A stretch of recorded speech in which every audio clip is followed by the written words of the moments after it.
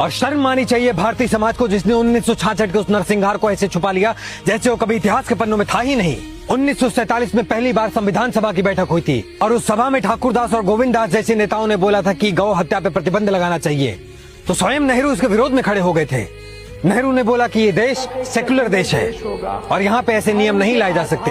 1955 में नेहरू ने वापस से गौ हत्या को रोकने का विरोध किया और उन्होंने बोला कि अगर गौ हत्या रोकी गई तो मैं प्रधानमंत्री के पद से इस्तीफा दे दूंगा। तो मैं प्रधानमंत्री पद से और नेहरू के निधन के बाद इंदिरा गांधी ने बोला कि अगर 67 का चुनाव इंडियन नेशनल कांग्रेस जीत जाती है तो मैं पूरे भारत में गौ हत्या पे प्रतिबंध लगवा दूंगी। महाराष्ट्र में एक छोटी सी घटना हुई जिसके विरोध में कई सारे साधु सड़क पे आए।